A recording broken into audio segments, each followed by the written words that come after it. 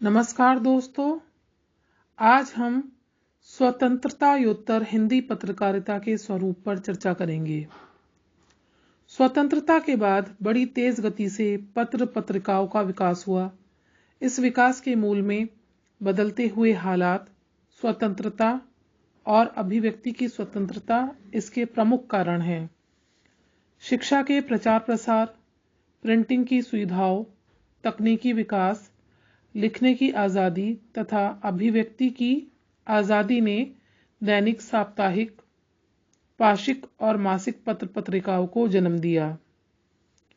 जहां आज़ादी से पहले पत्रकारिता एक दबाव और नियंत्रण में थी, वहीं आज़ादी के बाद अभिव्यक्ति की आज़ादी के युग में प्रवेश करने के बाद पत्रकारिता का उन्मुक्त वातावरण में बहुत तेज गति के साथ विकास हुआ।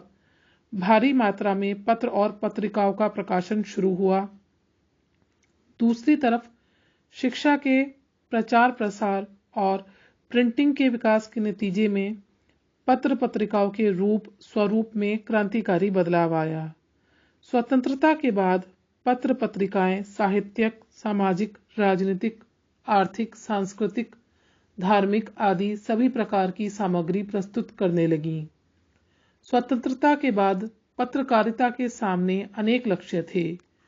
पंचवर्षीय योजनाओं के स्वरूप से जनता को परिचित कराना था, विकास काल की स्वर्णिम योजनाओं पर प्रकाश डालना, समाचार पत्रों के लिए सबसे अधिक संकट की घड़ी आपातकाल की थी, जब लोकतंत्र के चौथे स्तंभ पत्रकारिता की अभिव्यक्ति की स्वतंत्रता का हनन किया गया और सृजन पर रोक लगा दी गई।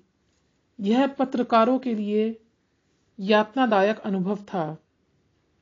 आज़ादी से पहले पत्रकारिता का इतिहास राष्ट्रीय पुनर्जागरण और स्वतंत्रता संग्राम का इतिहास रहा।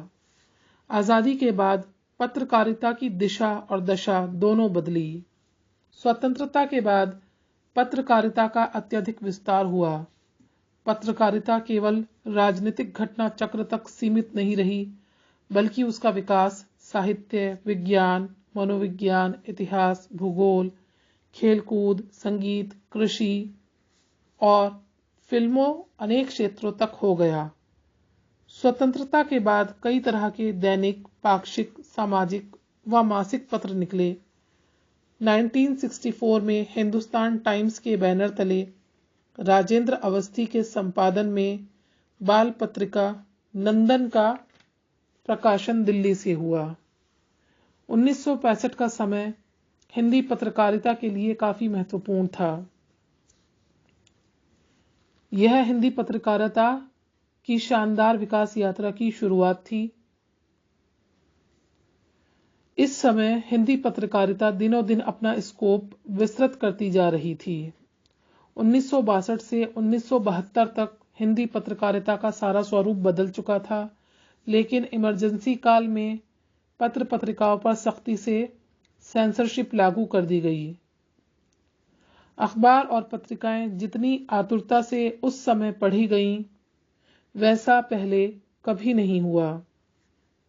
इमरजेंसी के बाद पाठक वर्ग पत्र पत्रिकाओं पर टूट पड़ा।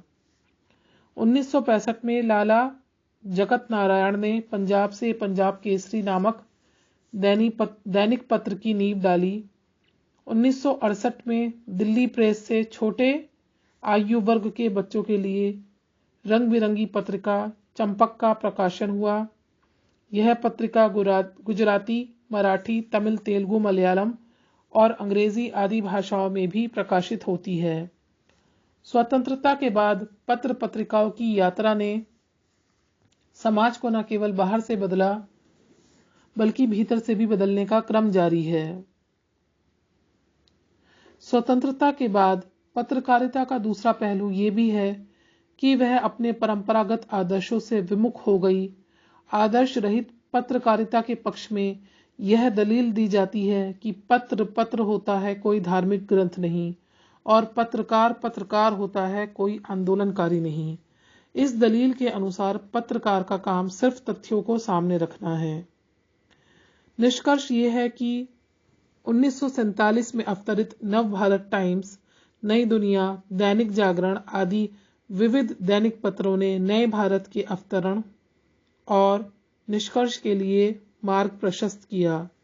निस्संदेह आजाद भारत को विश्व मंच पर प्रतिष्ठित करने का कार्य पत्रकारिता ने किया। धन्यवाद।